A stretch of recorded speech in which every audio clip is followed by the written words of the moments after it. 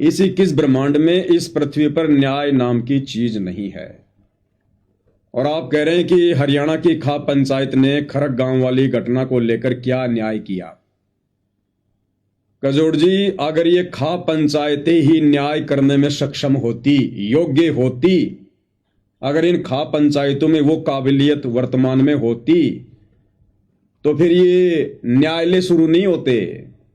District court, state court, supreme court, ये court शुरू नहीं होते। और यदि इन कोर्टों में न्याय होता तो वर्तमान में इस परमपिता परमेश्वर कबीर साहिब को सतगुरु रामपाल जी के रूप में धरती पर पुनः प्रकट होने की जरूरत नहीं पड़ती। अब इस देश और दुनिया का न्याय, हर प्राणी के कर्म और कुकर्मों का न्याय, ये परमेश्वर रामपाल जी करेंगे। ये दुनिया युग परिवर्तन के दौर से गुजर रही है। अभी दुनिया की आंखें बंद है, क्योंकि दुनिया भौतिक जीवन में ज्यादा जी रही है, सांसारिक जीवन में ज्यादा जी रही है। अध्यात्म की लोगों को खबर नहीं है। आने वाले 2 से 3 वर्षों में 2028 तक का समय युग परिवर्तन का है। यहां सबको अपने अपने किए गए कर्मों का, कुकर्मों का बिल्कुल एक्यूरेट फल मिलेगा, परिणाम मिलेगा। ना राजा बच सकता, ना रंक बच सकता, ना बाप बच सकता, ना बेटा बच सकता। हम उस दौर से गुजर रहे हैं वर्तमान में। और ये सारी की सारी घटनाएं, ये सारा का सारा माजरा, जब तक सतगुरु रामपाल जी के सत्संग सुनना शुरू नहीं करेंगे, उनके द्वारा सुनाई गई सृष्टि रचना को लोग नहीं सुनेंगे, कुछ भी समझ में नहीं आएगा। लोग ऐसे ही चक्की के 2 पाटों के बीच में और गेहूं की तरह पिसते रहेंगे। वाणी भी है ना कबीर जी की, भाई चलती चक्की देख कर दिया कबीरा रोए, और 2 पाटन के बीच में साबुत बचा न कोई। और जो कीले से लागा रहे, चक्की को चलाने का जो हत्था आता था लकड़ी का, उसको कहते हैं कीला। कुछ एक दाने गेहूं के वो कीले के पास में होते थे, वो पिसने से वो बच जाया करते थे। तो कहते हैं कीले से लागा रहे ताका नाश ना होए। अब वो कीला वर्तमान में इस पृथ्वी पर सतगुरु रामपाल जी का ज्ञान है, उनकी भक्ति है। जो इनकी भक्ति को पकड़ लेगा, सतगुरु रामपाल जी के चरणों को पकड़ लेगा, इनसे उपदेश ले लेगा, उन आत्माओं का आने वाले युग परिवर्तन के समय में नाश नहीं होगा। बाकी इस धरती पर न्याय नाम की चीज नहीं है। और विशेषकर हम सतगुरु रामपाल जी के भक्तों ने अगर अपने गुरुदेव भगवान के अलावा यदि किसी से न्याय की उम्मीद भी कर ली जरा सी भी, उसी समय हम लोग इस भक्ति मार्ग की मर्यादाओं से नीचे गिर जाएंगे। क्योंकि न्याय केवल परमेश्वर कर सकता है। ये पंच परमेश्वर जो नकली होते हैं पंचायतों में, जिनको पंच परमेश्वर की संज्ञा दी जाती है, ये न्याय नहीं कर सकते। केवल परमेश्वर न्याय करता है, पंच परमेश्वर नहीं करते। और थोड़ा बहुत न्याय बहुत समय पहले, सदियों पहले जो ये पंचायतें किया करती थी, अब तो बिल्कुल ये खत्म है। केवल नाम मात्र की पंचायतें रहेगी, नाम रह गया, काम इनका वो नहीं रहा है। दूसरी बात कजोड़ जी, खरक गांव की ये जो घटना है जिसमें सतलोक आश्रम वाले भी दोषी हैं, इस पूरी घटना को हम समझेंगे इसी वीडियो में आगे। लेकिन उससे पहले हमने बहुत कुछ समझना बाकी है, तब हमारे को ये पूरा चक्कर समझ में आएगा। देखो, मेरे वीडियो कोई 2-4 मिनट के नहीं होते हैं। मैं कोई लोगों का मनोरंजन करने के लिए पैदा नहीं हुआ जो 2-2 मिनट की रील डाल दूंगा, शॉर्ट वीडियो डाल दूंगा।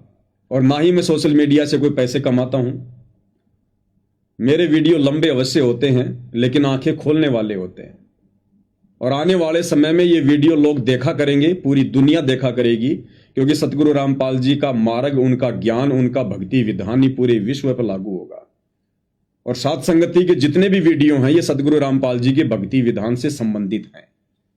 तो आने वाले समय में तो लोग चाहे 3-3 घंटे की वीडियो हो, चाहे 4-4 घंटे के हों, सब लोग इनको देखा करेंगे।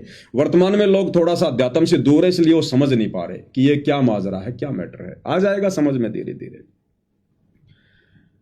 न्याय की बात कर रहे हैं आप कजोड़ जी। न्याय तो देवलोक में नहीं है, देवलोक में भी कोई न्याय करने वाला नहीं है। आपको एक छोटा सा सत्संग सतगुरु रामपाल जी का सुनाता हूं कि देवलोक में क्या न्याय है। वहां भी यही राग, द्वेष, ईर्ष्या, पक्षपात, लड़ाई झगड़े जब देवताओं की पंचायत फैल है, तो धरती वालों की पंचायतें कहां से सफल हो जाएंगी। गुरुदेव ने अपने सत्संग में एक बार जिक्र किया विष्णु पुराण को दिखाते हुए, क्योंकि गुरुदेव जो भी बात करते हैं बिल्कुल एथेंटिक, परमाणु के साथ में, बिना परमाणु के सतगुरु रामपाल जी अपने मुख कमल से कोई शब्द नहीं निकालते। तो गुरुदेव ने एक बार जिक्र किया कि ब्रह्मा जी और विष्णु जी का आपस में झगड़ा हो गया। ब्रह्मा जी बोला मैं तेरा बाप, विष्णु जी बोला मैं तेरा बाप। मतलब देवताओं को भी नहीं पता, जिनको हम सुप्रीम देवता मानते हैं यहाँ के ब्रह्मा विष्णु महेश जी, कि कौन किसका बाप है, इनको भी नहीं पता, इनको अपने बाप का ही नहीं पता। तभी तो सतगुरु रामपाल जी ने आकर यहां पर लोगों को यह कहकर प्रचार प्रसार करना शुरू किया कि कौन ब्रह्मा का पिता है, कौन विष्णु की मां, शंकर का दादा कौन है, पंडित जी हमको दे बता। तो स्वयं ब्रह्मा विष्णु महेश को नहीं पता कि हमारे बाप का क्या नाम है, हमारा बाप कौन है। अब आप बताइए कजोड़ जी, समाज में जिस लड़के को यह ना पता हो कि मेरा बाप कौन है, उसको क्या संज्ञा देते हैं। और उन देवताओं की हम भक्ति कर रहे हैं, उनको भगवान मान के, उनको परमात्मा मान के, जो हमें मोक्ष देंगे, जिन्हें खुद अपने बाप का नहीं पता, अपने पिता का नहीं पता। श्री भागवत देवी पुराण में साफ साफ लिखा हुआ है, इन तीनों को नहीं पता। तो सतगुरु रामपाल जी ने शिव पुराण दिखाते हुए कहा कि एक बार इन दोनों का झगड़ा हो गया, ये दोनों भाई आपस में, ये ब्रह्मा विष्णु महेश तीनों भाई है सगे।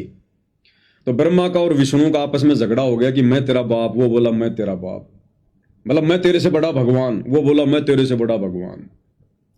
इसी बीच काल ने इन दोनों के बीच में एक स्तंभ खड़ा कर दिया, जो इनका पिता है, जो गुप्त रहता है, 21 ब्रह्मांड का स्वामी, उसने प्रतिज्ञा कर रखी है मैं किसी के सामने अपने ओरिजिनल रूप में नहीं आऊंगा।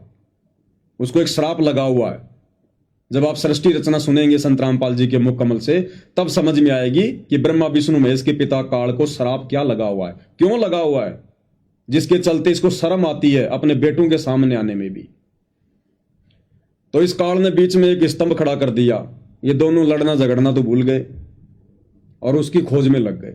उससे पहले जब ये दोनों भाई लड़ रहे थे, तो ऊपर से देवलोक से सभी देवता, 33 करोड़ देवी देवता उन दोनों के ऊपर फूल बरसा रहे हैं, उन दोनों के ऊपर फूल बरसा रहे हैं और कह रहे हैं कि ऐसा अद्भुत दृश्य, ऐसा अद्भुत युद्ध हमें पहले कभी देखने को नहीं मिला। आनंद ले रहे हैं उन दोनों के झगड़े का, उनकी लड़ाई का।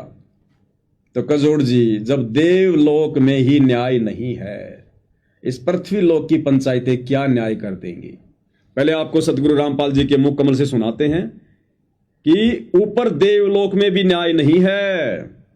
सुनिएगा। अब ये दास के दिखाना चाह रहा है कि ब्रह्मा विष्णु महेश जिन्हें भगवान माना थे, ये बालका भी बुंडे 4वीं 5वीं कक्षा के बालक लड़ा कर नो लड़ेंगे, अरे इनको हम भगवान मान रहे। अब शिव पुराण में प्रकरण आता है कि एक समय ब्रह्मा जी विष्णु जी के पास गया और विष्णु जी से सैया पर लेटा था, लक्ष्मी साथ बैठी थी, आसपास उनके नौकर नाकर बैठे थे।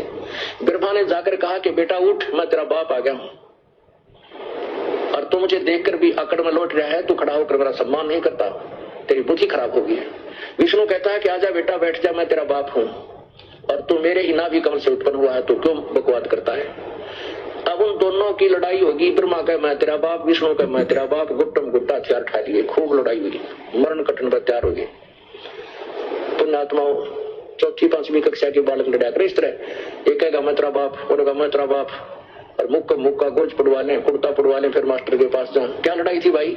अभी बोला मैं तेरा बाप, ना जी पहला बोला मैं तेरा बाप, यह लड़ाई थी। तो ये लड़ाई, ये इसी बुद्धि था हमारे भगवान ना की ब्रह्मा विष्णु महेश की है, जिनको हम पूछ पूछ के बावड़े हो गए और यही चक्कर काट रहे हैं। अब मैं दास नहीं कह रहा, ये अपने शिव पुराण बतावेगी, ये देखना शिव महापुराण, इसमें संस्कृत भी साथ है। ये श्री शिव महापुराण श्री विद्यार्थी विद्यावर्थी पंडित ज्वाला प्रसाद जी मिश्र कृत हिंदी सिद्धि का सहित, खेमराज श्री कृष्ण दास प्रकाशन मुंबई, इतने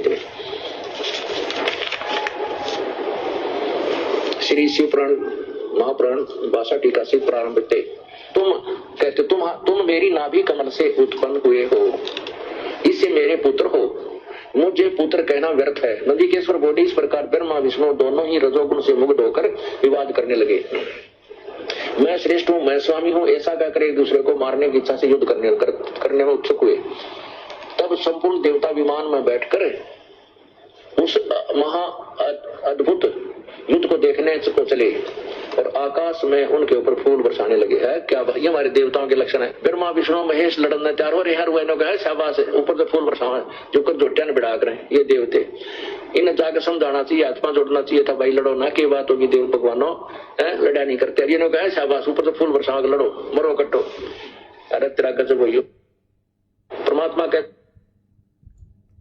तो गजोड़ जी, यहां तो देवलोक में भी न्याय नहीं है, तो खा पंचायतों से क्या न्याय की उम्मीद करेंगे हम।